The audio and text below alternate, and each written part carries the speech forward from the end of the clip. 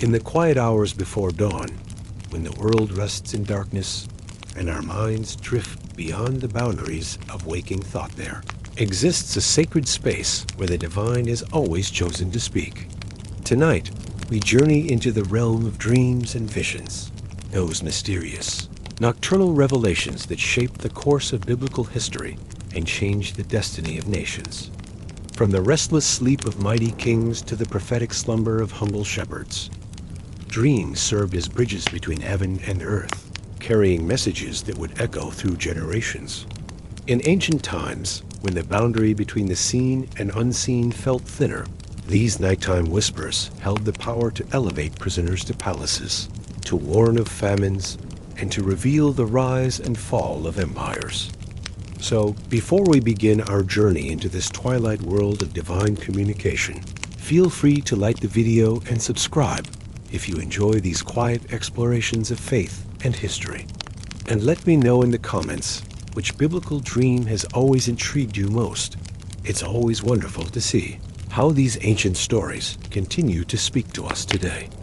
Now, let's find a quiet space and step back in time to understand how sleep itself was sacred, how dreams were received, and how the people of biblical times prepared their hearts and homes for these profound encounters with the divine. Verse 1. Night routines and sleeping customs in biblical times. As darkness settles over the ancient landscape, oil lamps flicker in humble dwellings across the Holy Land. The transition from day to night in biblical times was not merely a change in light, but a sacred passage into a realm where God chose to speak in dreams and visions. Picture, if you will, a typical Hebrew household as evening approaches.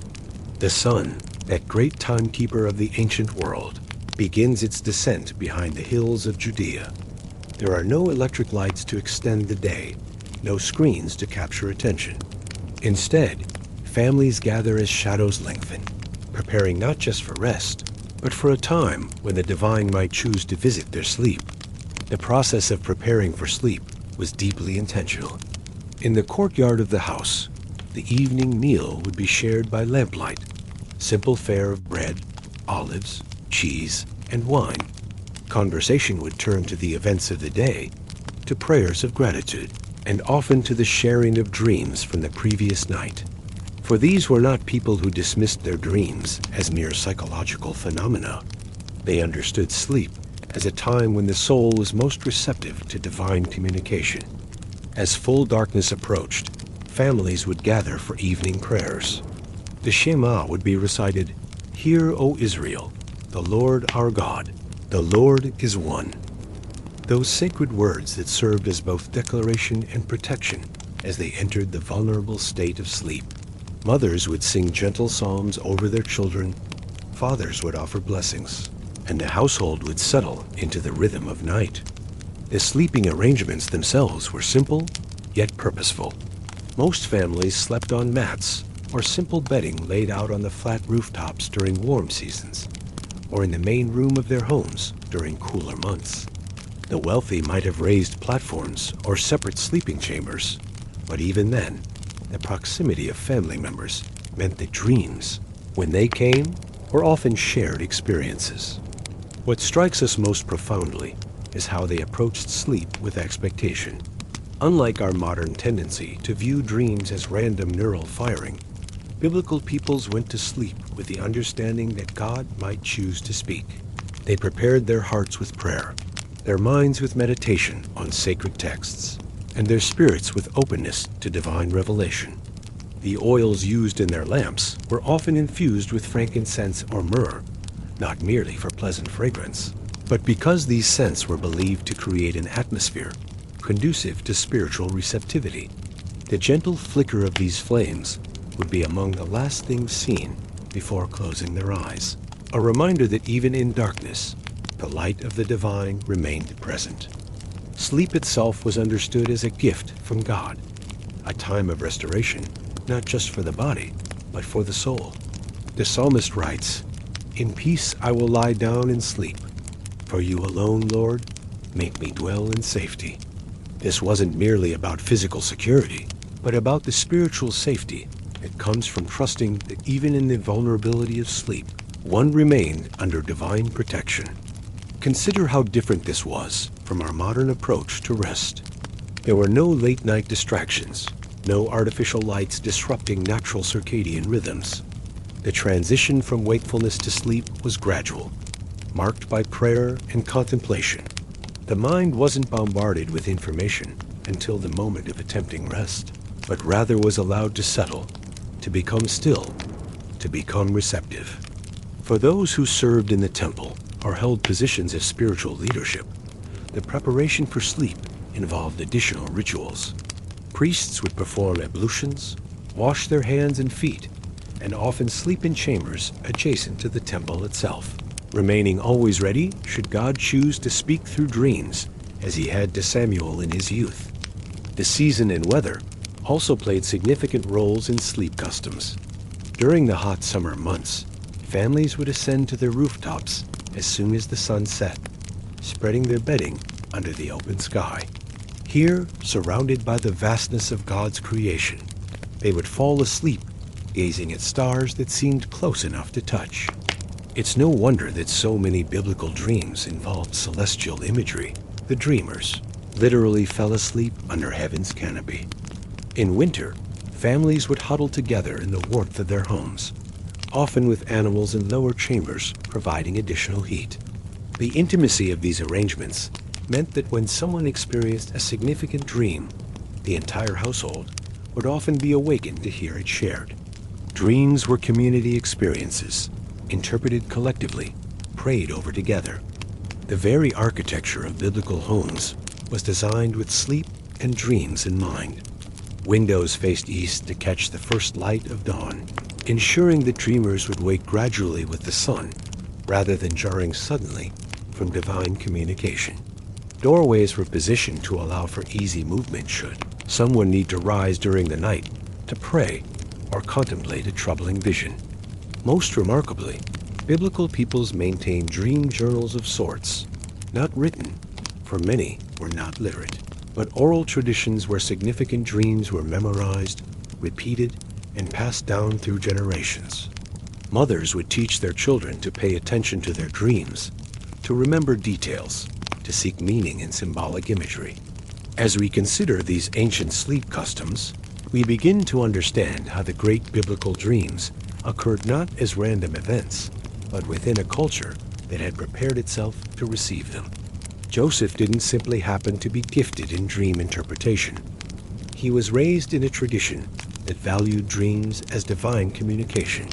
Daniel wasn't merely clever in understanding Nebuchadnezzar's visions. He came from a people who approached sleep as a sacred act.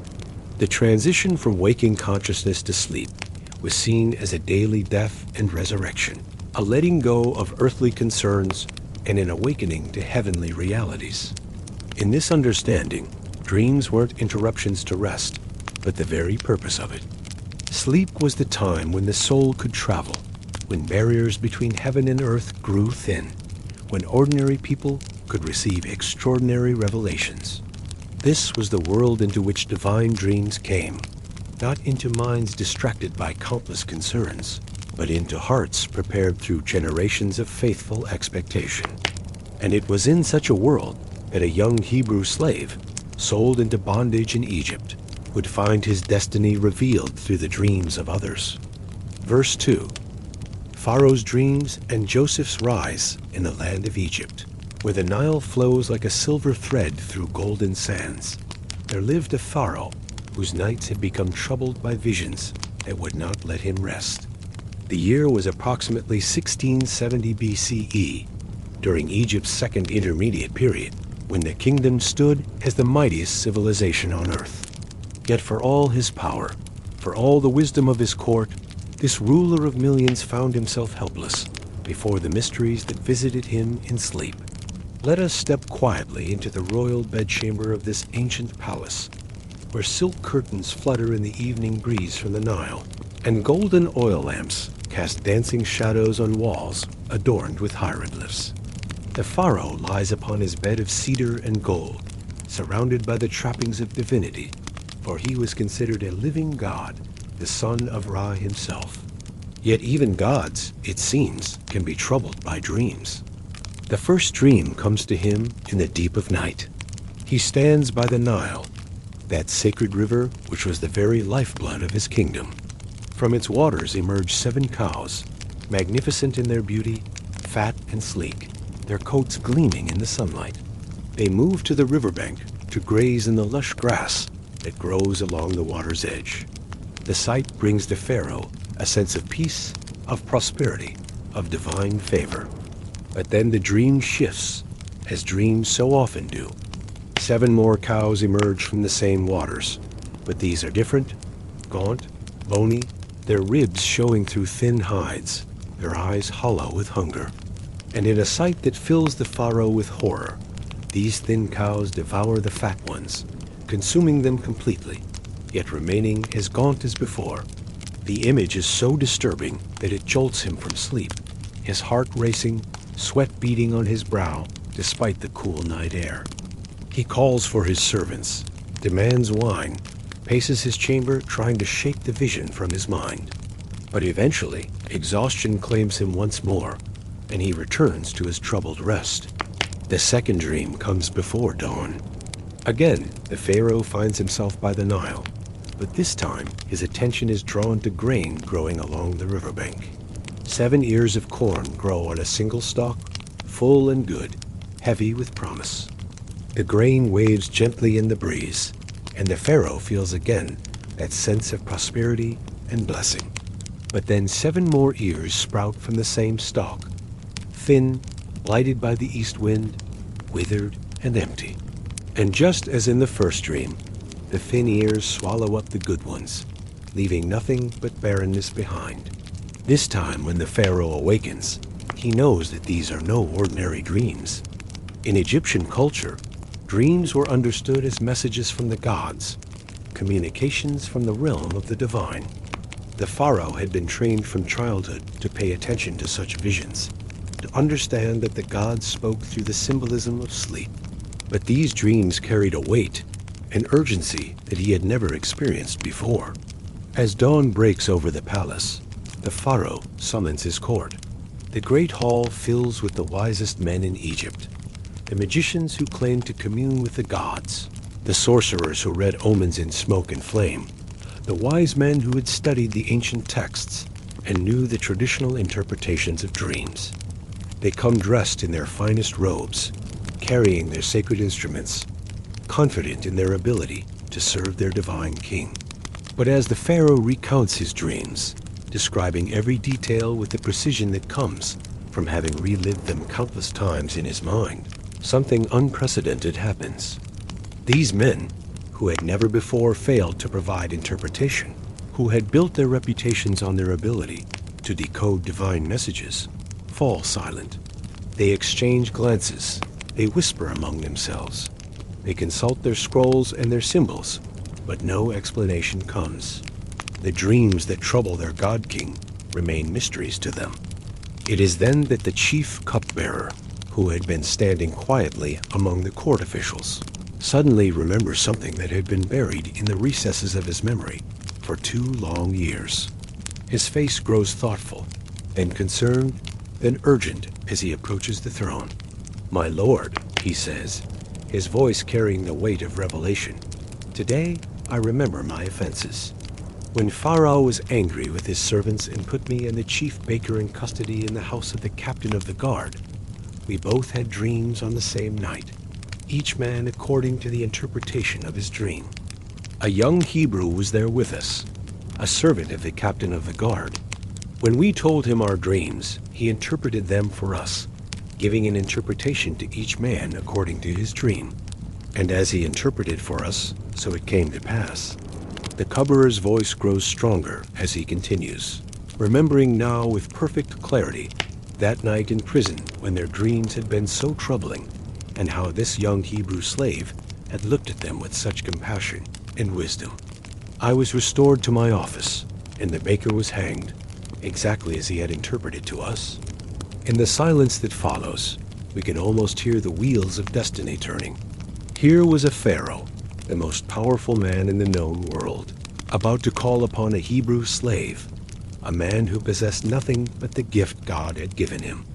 Joseph, son of Jacob, who had spent years in prison for a crime he did not commit, who had interpreted dreams for fellow prisoners, and then been forgotten when they returned to their positions, was about to be summoned to stand before the throne of Egypt. The messengers are sent immediately. They find Joseph in the depths of the prison, where he has maintained his faith despite years of unjust captivity. The text tells us that they brought him hastily from the dungeon, and that he shaved himself and changed his clothes before appearing before Pharaoh.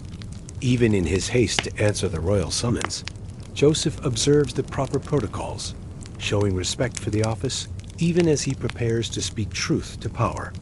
Picture that moment when Joseph enters the great hall of Pharaoh's palace. The morning light streams through high windows, illuminating walls covered in gold and precious stones. Courtiers line the room in their elaborate dress, their faces painted with kohl, their bodies adorned with jewelry. It speaks of Egypt's wealth. At the far end, on a throne that rises like a golden mountain, sits the Pharaoh himself, this living God who holds the power of life and death over millions. And before him stands Joseph, a Hebrew slave, simply dressed, carrying nothing but the wisdom God has given him, and an unshakable faith in the one who interprets dreams. "I have had a dream," Pharaoh says, his voice carrying across the vast hall, "and there is no one who can interpret it. But I have heard it said of you that you can understand a dream to interpret it." Joseph's response is both humble and profound. "It is not in me. God will give Pharaoh an answer of peace." Here, in this moment, we witness something extraordinary. Joseph does not take credit for his gift, does not boast of his abilities before the most powerful man on earth. Instead, he redirects all glory to the God of Abraham, Isaac, and Jacob, a God unknown to this Egyptian court, yet the true source of all wisdom and revelation. As Pharaoh recounts his dreams once more, the fat and lean cows, the full and withered grain, Joseph listens with the attention of one who knows he is about to receive divine revelation. And when Pharaoh finishes speaking, Joseph begins to interpret, his words carrying the authority of divine truth. "The dreams of Pharaoh are one," Joseph declares. "God has shown Pharaoh what he is about to do. The 7 good cows are 7 years, and the 7 good years are 7 years.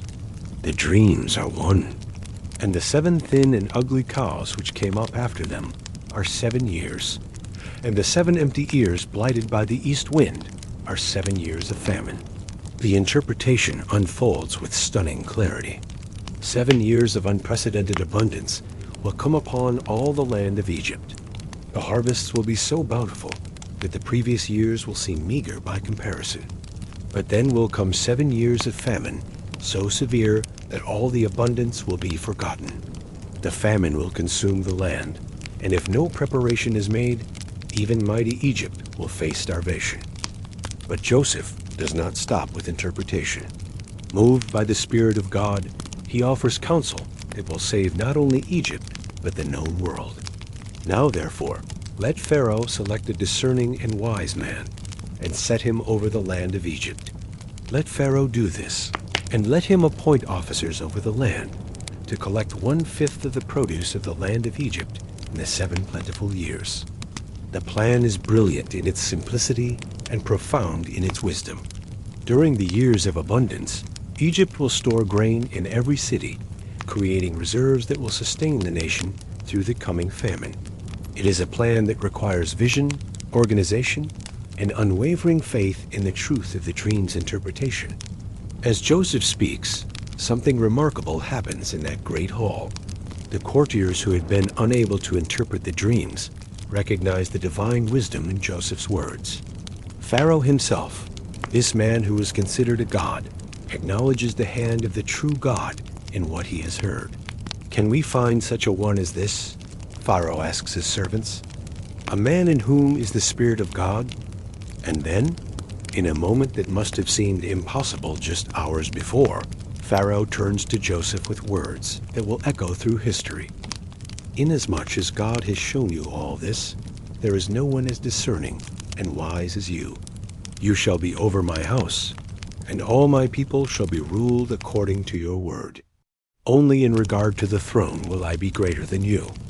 The transformation is breathtaking. In a single morning, Joseph moves from prisoner to prime minister, from forgotten slave to second ruler of Egypt.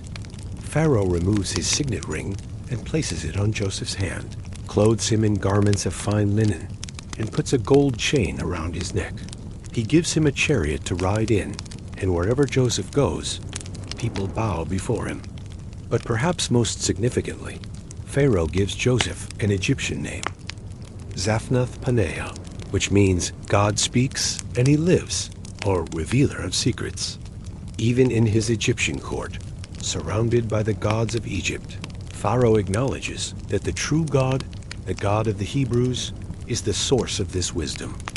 As Joseph begins his work, traveling throughout Egypt to organize the collection and storage of grain, we witness the fulfillment of dreams within dreams. Years earlier, as a young man, Joseph had dreamed of his brothers bowing down to him, of sheaves and stars acknowledging his authority. Those dreams had seemed to lead only to betrayal and slavery.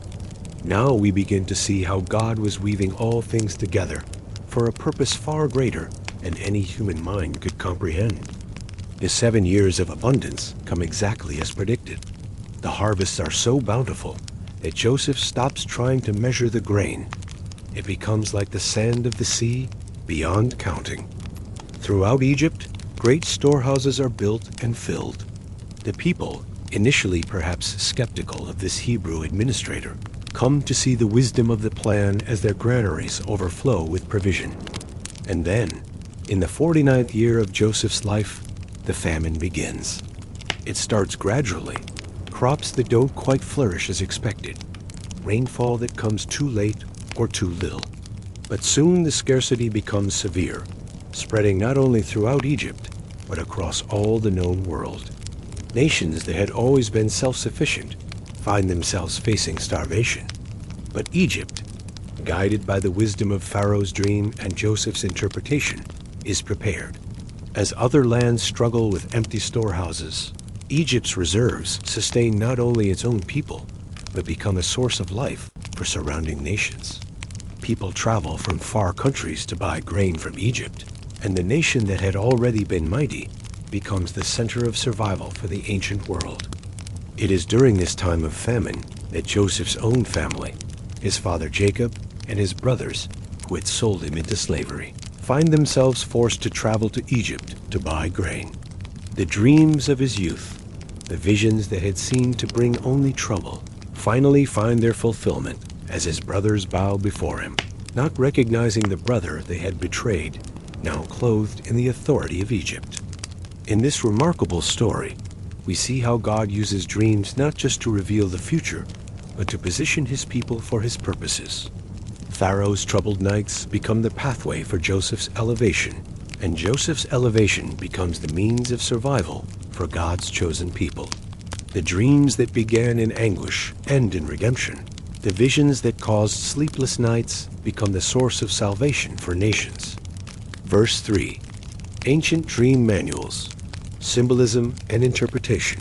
In the shadowed alcoves of ancient temples and the private chambers of learned scribes, there existed a body of knowledge that modern minds might find both fascinating and foreign, the art and science of dream interpretation. Long before Joseph stood before Pharaoh, long before Daniel revealed the visions of Nebuchadnezzar, civilizations across the ancient world had developed intricate systems for understanding the language of dreams. Let us journey now into the dusty archives of antiquity, where papyrus scrolls and clay tablets preserve the wisdom of ages past. Here, illuminated by flickering oil lamps, ancient scholars compiled what we might call the world's first dream manuals, comprehensive guides to the symbols, meanings, and methods of divine communication through sleep. The most remarkable of these ancient texts comes to us from Egypt, dating to around 1350 BCE, the Chester Beatty Papyrus III, housed now in the British Museum. This extraordinary document, written in hieratic script on papyrus that has survived over 3 millennia, represents one of humanity's earliest systematic approaches to dream interpretation.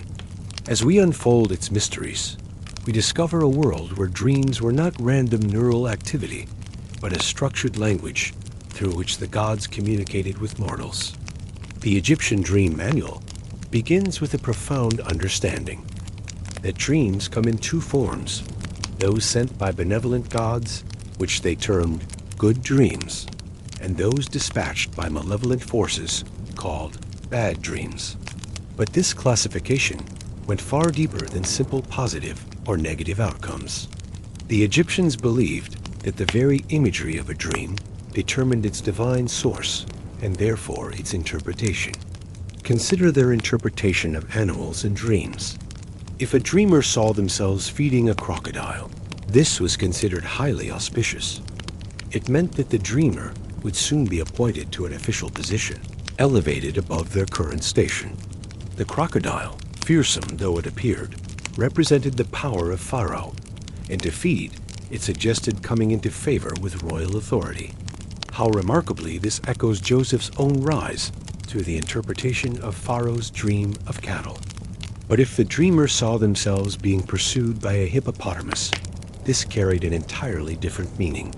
The hippo, associated with the chaos god Set, indicated that the dreamer's enemies were plotting against them, and immediate protective rituals were required. The manual provided specific incantations to recite upon waking from such a dream, prayers that would neutralize the negative forces at work. Water, so central to Egyptian civilization, carried profound symbolic weight in their dream interpretations. To dream of drinking clear water from the Nile meant that one would live a long and prosperous life, blessed by the gods. But to dream of murky or polluted water suggested illness or spiritual contamination that required purification rituals. Most intriguingly, to dream of the Nile running backwards, a physical impossibility, meant that the dreamer would witness great political upheaval, the overturning of the natural order. The Egyptians also developed sophisticated methods for what they called dream incubation, the deliberate cultivation of prophetic dreams. In temples dedicated to Imhotep, the deified architect and physician, seekers would undergo purification rituals, fast for specified periods, and sleep in sacred chambers where divine dreams were most likely to occur. They would write their questions on papyrus, place these beneath their heads as they slept, and trust that the god would answer through symbolic visions. Moving eastward to Mesopotamia, we encounter an even more elaborate system of dream interpretation in the ancient Assyrian and Babylonian cultures. The great library of Assurbanipal, that 7th century BCE repository of human knowledge, contained extensive dream manuals that reveal a civilization obsessed with the prophetic power of sleep. The Mesopotamian approach to dreams was remarkably systematic. They categorized dreams by the time of night they occurred, the phase of the moon, the season of the year, and even the dreamer's social status. A dream experienced by a king carried different weight and interpretation than the same imagery appearing to a common farmer. They understood that divine communication was tailored to the recipient's capacity to understand and act upon the message. Their symbol system was intricate beyond modern comprehension. To dream of eating bread made from barley meant prosperity was coming, but bread made from wheat suggested spiritual elevation and divine favor. To see oneself climbing a mountain indicated advancement in social position, but falling from a height warned of impending disgrace. Flying in dreams, a common human experience across cultures, meant that the dreamer would receive news from distant lands, often bringing opportunities for travel or trade. Most fascinating was their treatment of recurring dreams. The Mesopotamians believed that when the same dream repeated multiple times, it indicated increasing urgency from the divine realm. They developed specific rituals for responding to such persistent visions, including offerings to particular gods and the consultation of trained dream interpreters who specialized in recurring symbolic patterns. The Babylonians also pioneered what we might recognize as psychological insight in dream interpretation. They observed that dreams often reflected the dreamer's deepest fears and desires, but they understood this reflection as divine communication about the soul's true condition. A dream of being pursued might indicate not just external enemies, but internal conflicts that required resolution through prayer and moral reformation. Perhaps most remarkably, they developed techniques for what they called dream dialogues, methods for actually communicating with the divine presence within a dream while still asleep. Advanced practitioners could reportedly ask questions of the gods during dreams and receive direct answers, creating a two-way conversation that continued after waking through meditation and ritual. In the Hebrew tradition, we find a more focused but equally profound approach to dream interpretation. Unlike their neighbors who saw dreams as communications from many gods, the Hebrews understood all true dreams as messages from the one true God, Yahweh. This theological framework created a different interpretive approach, one that sought not just practical guidance, but moral and spiritual instruction. The Hebrew understanding distinguished between dreams that came directly from God and those that arose from human anxiety or false spiritual sources. The test was not just accuracy of prediction, but alignment with God's moral character and his revealed will. A dream that contradicted the Torah or encouraged idolatry was automatically suspect, regardless of how compelling its imagery might be. Jewish tradition developed the concept of the dream residue, the idea that significant dreams leave traces in the waking world that confirm their divine origin. These might be unusual coincidences, unexpected encounters, or subtle changes in circumstances that echo the dream's symbolism. Skilled interpreters learn to recognize these confirmations, understanding that God's communication extended beyond the dream itself into the fabric of daily life. The Talmud, that vast repository of Jewish wisdom, records extensive discussions about dream interpretation, including the remarkable observation that a dream uninterpreted is like a letter unread. This suggests that the mere reception of a dream was not sufficient. Divine communication required human response, contemplation, and often action based on the message received. Jewish interpreters also developed sophisticated methods for understanding symbolic language. They recognized that divine communication often employed wordplay, numerical patterns, and cultural references that required deep knowledge of Hebrew language and tradition to decode. A dream of 7 ears of grain would be understood not just as agricultural imagery, but as representing completeness, perfection, and divine planning, the number 7 carrying profound theological significance. Most intriguingly, Hebrew tradition maintained that some dreams were specifically designed to be understood only by certain individuals. Just as Joseph could interpret Pharaoh's dreams, while Egypt's wisest men could not, the gift of interpretation was understood as a divine calling, a spiritual capacity that could not be learned through study alone, but required divine endowment. The methods of ancient dream interpretation extended beyond mere symbol recognition to encompass entire spiritual disciplines. Interpreters often underwent years of training, learning not just the traditional meanings of dream imagery, but developing what they called spiritual sensitivity, the ability to discern the divine source and intent behind symbolic communications. This training included practices we might recognize today as meditation, but which they understood as preparing the soul to receive divine revelation. Interpreters would fast regularly, engage in ritual purification, study sacred texts, and spend long hours in prayer, believing that their own spiritual condition directly affected their ability to understand divine dreams. They also developed sophisticated methods for distinguishing between different types of dreams. There were warning dreams, which called for preventive action, instructional dreams, which provided guidance for difficult decisions, prophetic dreams, which revealed future events, and healing dreams, which diagnosed spiritual or physical ailments and prescribed remedies. Perhaps most remarkably, ancient interpreters understood that the same dream symbol could carry different meanings for different dreamers at different times. A serpent might represent wisdom to one dreamer and deception to another, depending on their spiritual condition, life circumstances, and the particular message God intended to convey.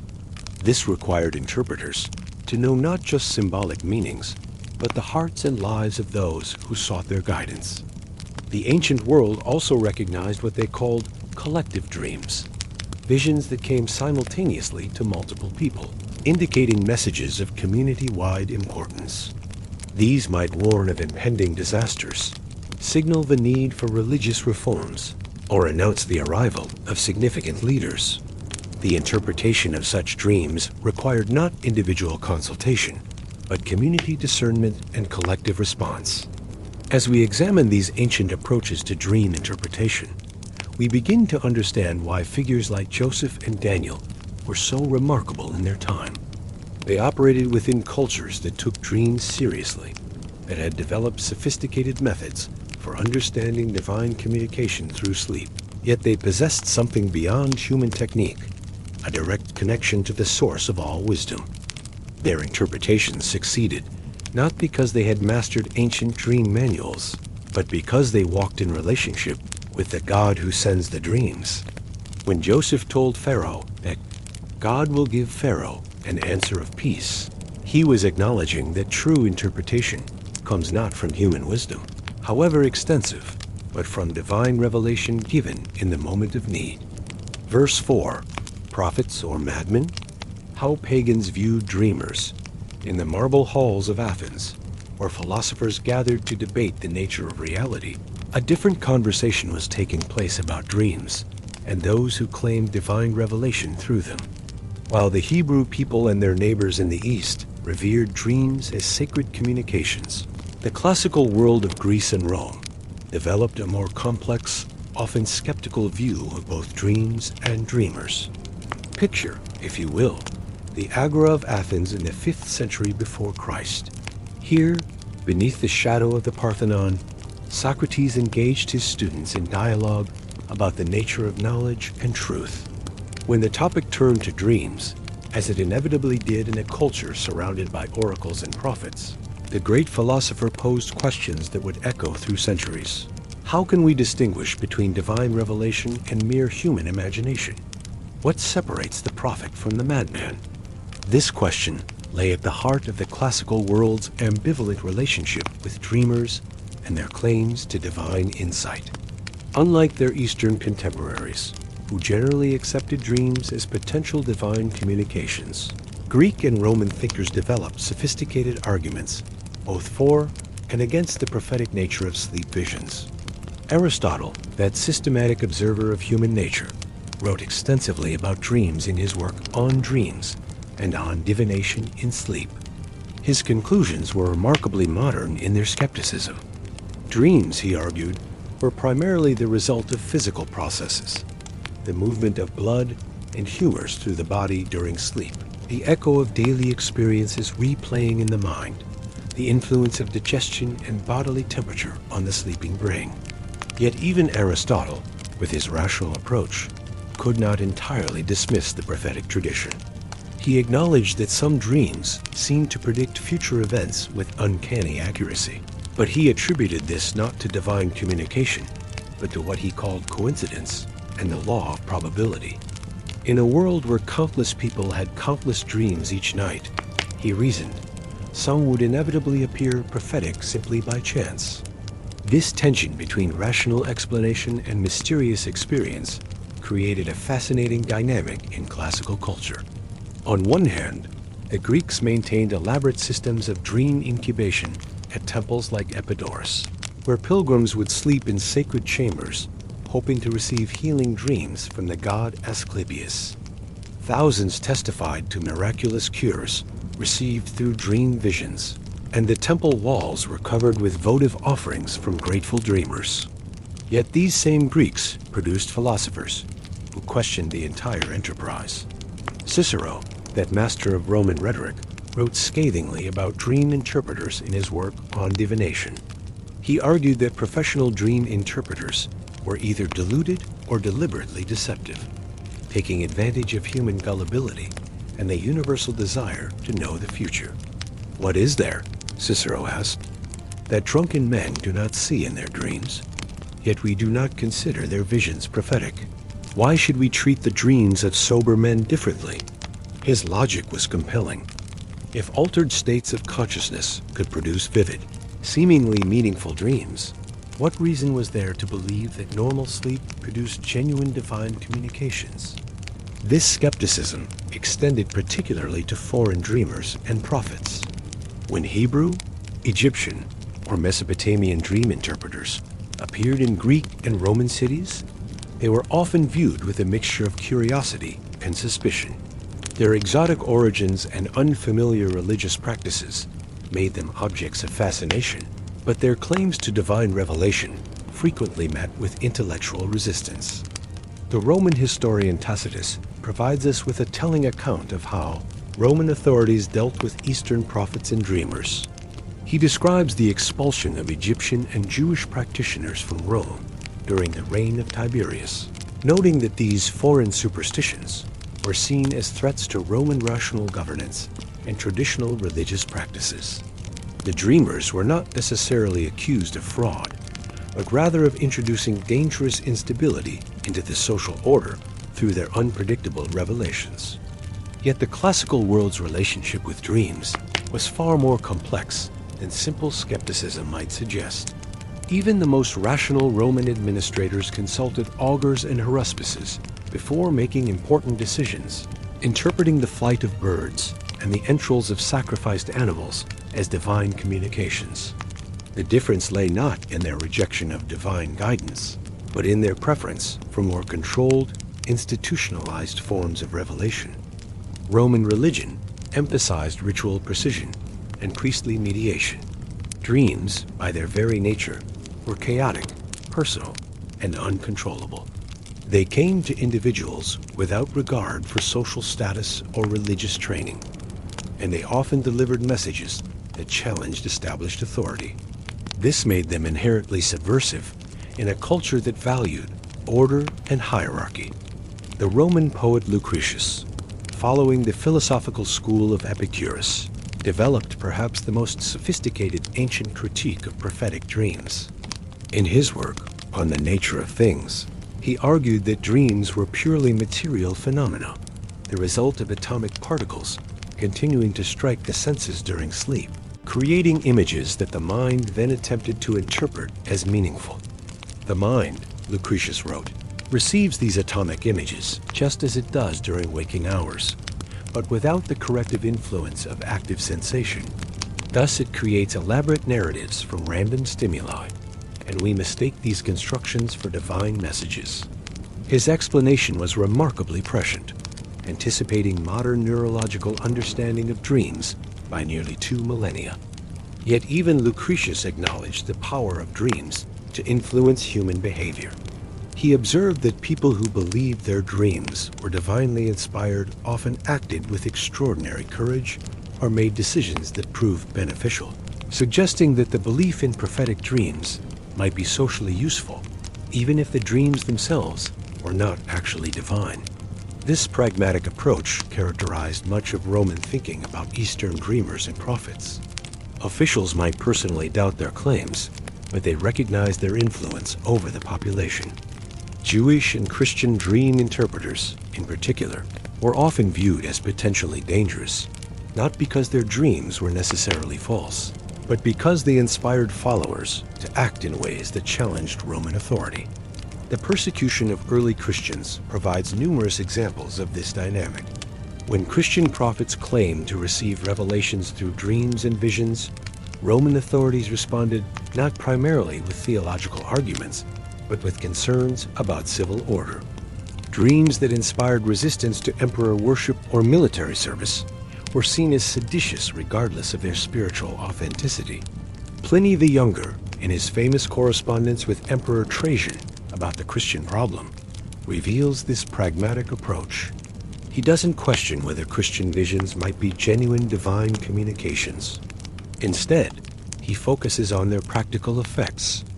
Christians who claimed divine dreams instructing them to refuse sacrifice to Roman gods were executed not for false prophecy, but for civil disobedience. The classical world also developed sophisticated psychological insights about why people were drawn to prophetic dreamers. Seneca, the Stoic philosopher and advisor to Nero, observed that humans have an inherent need to believe in divine guidance, especially during times of uncertainty or crisis. Dream interpreters, he argued, provided comfort and hope to those who felt overwhelmed by the complexities of life. People do not seek dream interpreters when their lives are prosperous and predictable, Seneca noted. They come when they face difficult decisions, when they fear for their future, when they need reassurance that some higher power cares about their fate. This insight led him to view most professional dream interpretation as a form of psychological counseling rather than genuine divination. Yet Seneca also recognized that some dreamers seemed to possess unusual insight into human nature and future trends. He distinguished between opportunistic interpreters, who told people what they wanted to hear, and genuinely gifted individuals who seemed to perceive patterns and possibilities that escaped ordinary observation. The latter, he suggested, might not be receiving divine revelations, but they possessed what he called exceptional natural wisdom that manifested through their dream interpretations. The tension between these perspectives, rational skepticism and acknowledgement of unusual insight, created a complex cultural environment for biblical dreamers operating in Greco-Roman contexts. When the Apostle Paul experienced his vision on the road to Damascus, or when John received the apocalyptic dreams recorded in Revelation, they entered a world that had developed sophisticated arguments both for and against the validity of such experiences. Greek philosophy had prepared intellectual ground for questioning any claim to divine revelation, while Roman administration had developed practical methods for managing the social consequences of prophetic movements. Yet the same culture that produced these skeptical tools also created space for mystery religions, oracle sites, and philosophical schools that emphasized direct spiritual experience. This cultural complexity helps explain why early Christianity spread so successfully in the Greco-Roman world, despite official skepticism about dreams and visions. The philosophical groundwork already existed for distinguishing between genuine and false spiritual experiences, and many educated pagans were sophisticated enough to recognize when dreamers demonstrated genuine wisdom rather than mere superstition. The physician Galen, writing in the 2nd century after Christ, provides a fascinating example of this nuanced approach. As a medical practitioner trained in rational Greek methodology, he was naturally skeptical of claims about divine healing through dreams. Yet his own writings record several instances where he received guidance through dreams that proved medically beneficial, leading him to develop a theory that some dreams might represent the mind's unconscious processing of information in ways that appeared prophetic. Perhaps, Galen suggested, what we call divine dreams are actually the soul's natural ability to perceive patterns and connections that the conscious mind has missed. The gods may work through natural processes rather than supernatural interventions. This sophisticated synthesis allowed him to acknowledge the value of certain dreams while maintaining his scientific worldview. As Christianity continued to spread throughout the Roman Empire, this intellectual framework proved crucial. Educated converts could embrace Christian visionary experiences without abandoning their philosophical training.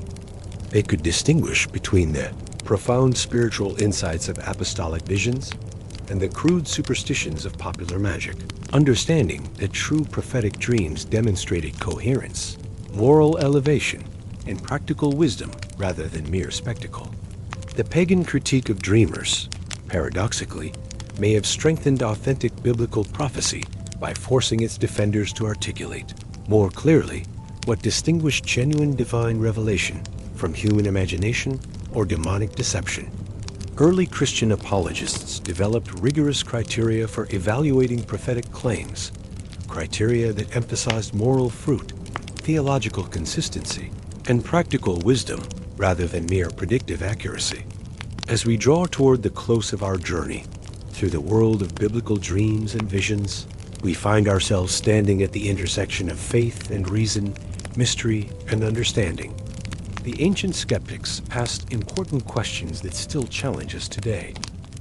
How do we distinguish between divine revelation and human imagination? What separates the prophet from the dreamer, the visionary from the deluded? Perhaps the answer lies not in dismissing either perspective, but in recognizing that throughout history, authentic divine communication has consistently demonstrated certain characteristics that transcend cultural boundaries. True prophetic dreams, whether experienced by Joseph in Egypt, Daniel in Babylon, or the apostles in the Roman world, have always produced not just predictions, but wisdom. They have created not just wonder, but transformation. They have offered not just information about the future, but insight into the heart of God. In our modern world, where dreams are often dismissed as mere neural static, perhaps we need to recover something of the ancient world's openness to divine communication, while maintaining the classical world's commitment to careful discernment. The God who spoke through dreams to our ancestors has not ceased to communicate with his people. The question is not whether he still speaks, but whether we have prepared our hearts to listen. Conclusion. As we reach the end of our journey through the sacred landscape of biblical dreams and visions, we find ourselves changed by what we have discovered. We have walked through the evening routines of ancient families, preparing their hearts for divine encounter. We have stood in Pharaoh's court as a Hebrew slave revealed the destiny of nations. We have explored the wisdom of ages preserved in ancient dream manuals. And we have wrestled with the eternal questions that skeptics and believers have pondered throughout history. What emerges from this exploration is not a simple formula for understanding dreams, but a deeper appreciation for the mysterious ways in which the divine chooses to communicate with humanity. In a world that often grows dark and confusing, where the future seems uncertain and guidance appears elusive, these ancient stories remind us that God has always found ways to speak to those who are listening. The dreams and visions of biblical times were not merely about predicting the future. They were about revealing the heart of a God who cares deeply about human affairs, who involves himself in the details of our lives, and who provides guidance precisely when it is most needed. From Joseph's interpretation, saving Egypt from famine, to Daniel's visions offering hope during exile, these divine communications serve not just to inform, but to transform both the dreamers and those who heard their messages. Perhaps most remarkably, these stories teach us that God often chooses the most unlikely messengers for his most important communications. Prisoners and exiles, young men far from home, those who have been forgotten or overlooked by the powerful. These become the vessels through which heaven speaks to earth. Their dreams remind us that divine revelation is not limited by human status or earthly position, but flows to those whose hearts are open to receive it. As you settle into rest tonight, perhaps you might approach sleep a little differently than before, not with anxiety about receiving prophetic dreams, but with the quiet confidence that the same God who spoke to Joseph and Daniel, who guided nations through the visions of his servants, remains present and active in our world today. He still cares about the details of our lives, still provides guidance for difficult decisions, and still finds ways to communicate his love and purpose to those who seek him. The dreams may come, or they may not. The visions may be dramatic, or they may be subtle. But the invitation remains the same as it was in ancient times, to prepare our hearts with prayer, to approach rest with expectation, and to live with the understanding that we serve a God who has never stopped speaking to his people. In the quiet moments before sleep, in the stillness of early morning, in the ordinary events of daily life, the divine whisper continues. The question is not whether God still communicates, but whether we have cultivated the heart to hear him when he does. May your rest be peaceful, your dreams be blessed, and your heart remain always open to the gentle voice of the one who watches over you while you sleep. Thank you for joining us on this exploration of biblical dreams and visions. If this journey has touched your heart or sparked your curiosity about other aspects of biblical history, I'd love to hear your thoughts in the comments below. And remember to subscribe for more quiet explorations into the rich tapestry of faith and history. Until we meet again in another sacred story, may you find rest for your soul and peace in your heart. This is the Shepherd's Candle, your tour guide through history.